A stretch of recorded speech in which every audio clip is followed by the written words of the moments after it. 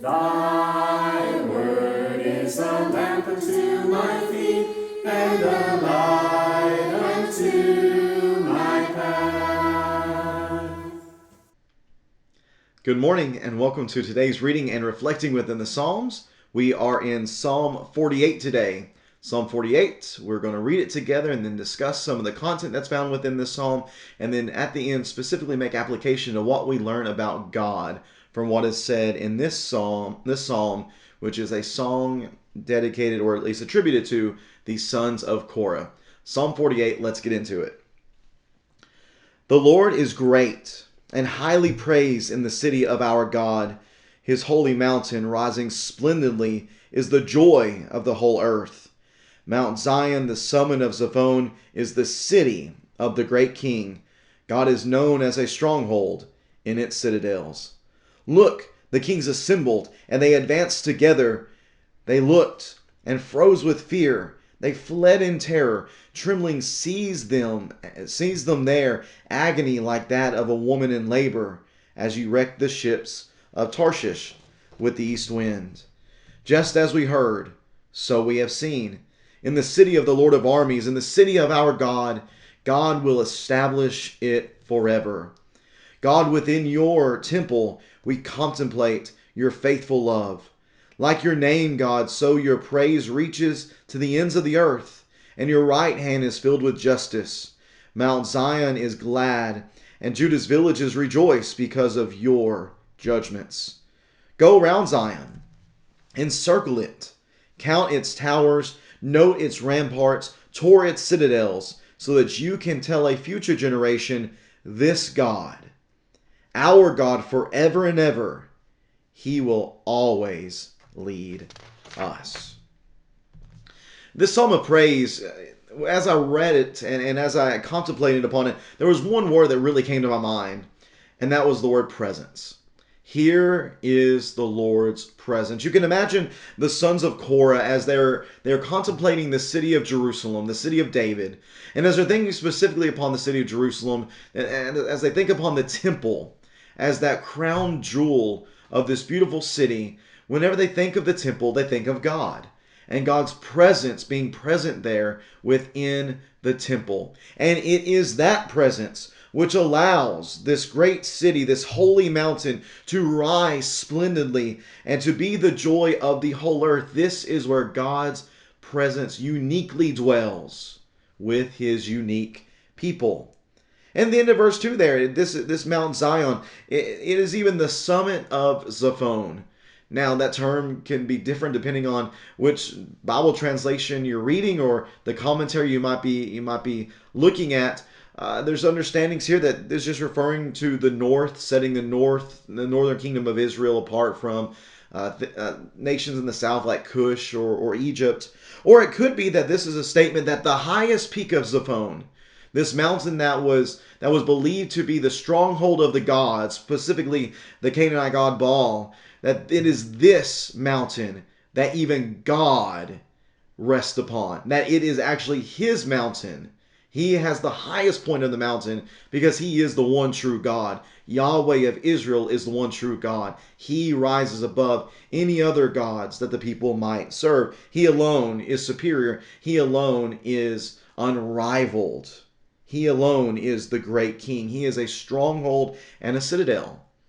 And because of that, whenever the nations and the kings assemble, there's a lot of Psalm 2 echoes here within this section of the psalm. As the kings assemble and as they want to make a move on Jerusalem or on Mount Zion, as they want to make a move against their God, they recognize as they look and as they consider what they're going to do, that this is a lost cause. That there's no reason to advance. And instead, they're frozen in fear. They're fleeing in terror. They are seized by trembling as a woman who is in labor pains. They recognize that this great God, who could even blow over the ships of Tarshish, which were legendary in their size and power, if that God could do this, then they have no chance whatsoever. Which leads us to verse number 8, which is really the thesis of this psalm and really the main point. It is just as we have heard, the son's right. It is just as we have seen in the city of the Lord of armies, in the city of our God, it will be forever. Why? Because God has established it as such.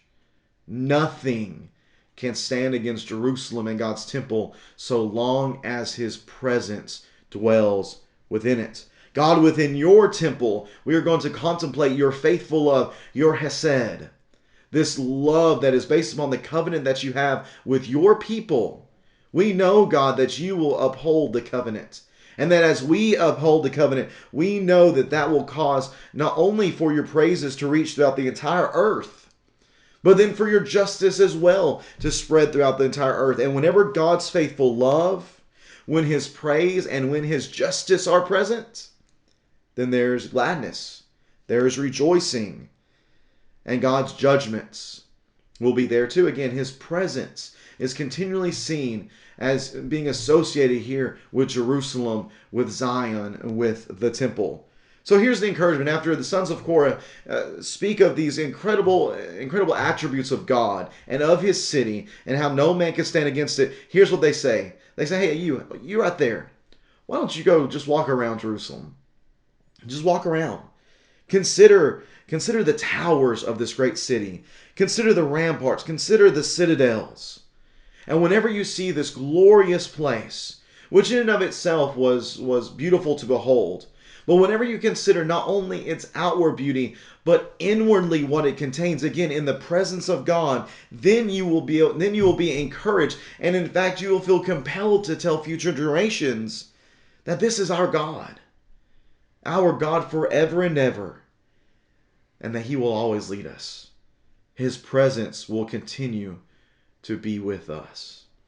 And as I think about this psalm, and as I contemplate what it means for us as Christians today, I think about what Gamaliel said in Acts chapter 5.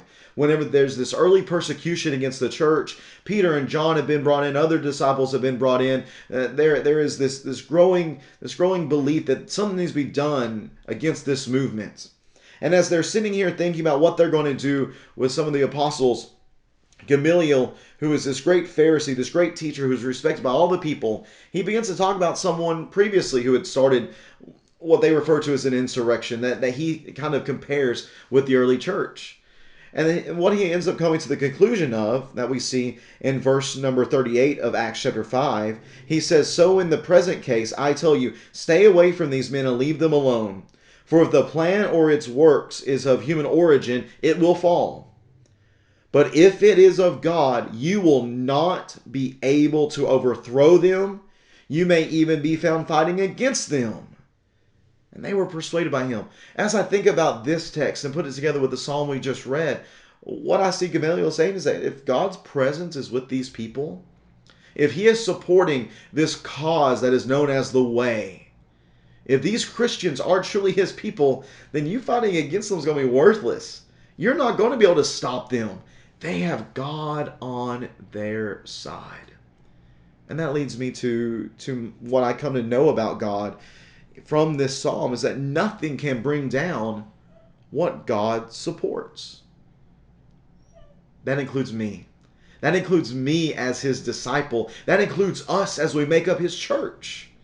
Nothing can bring us down. And Paul really took that to heart himself, I believe. While we read in 2 Timothy chapter 2, as he is enduring great persecution, as he even recognizes that his death is very much imminent.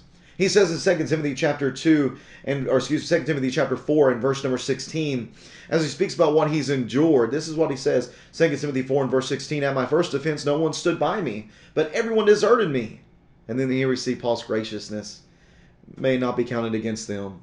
"But the Lord stood with me." Can I say that his presence was with me and strengthened me so that I might fully preach the word and all the Gentiles might hear it? So I was rescued from the lion's mouth, and the Lord will rescue me from every evil work and will bring me safely into his heavenly kingdom. To him be the glory forever and ever. Amen. Here is Paul recognizing what the sons of Korah recognized, that when God's presence is with me, no one can bring me down.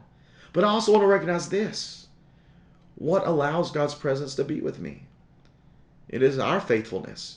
Yes, it is God's faithful love that is praised here in Psalm 48 and in verse number 9. But we need to recognize that God's faithful love needs to be working with our own love. That we too are faithful to God. That we are seeking to do His will. That we're not turning aside to this thing in the world or that thing in the world or even to ourselves. But our focus is continually on God. When our focus is on God, He is faithful to allow His presence to dwell with us. And when that happens, we can have the confidence of the Apostle Paul. That no matter who might desert me from a humanistic standpoint, God never will. And what a glorious, glorious thought that is. So can I encourage you today, as you pray, to pray for faithfulness.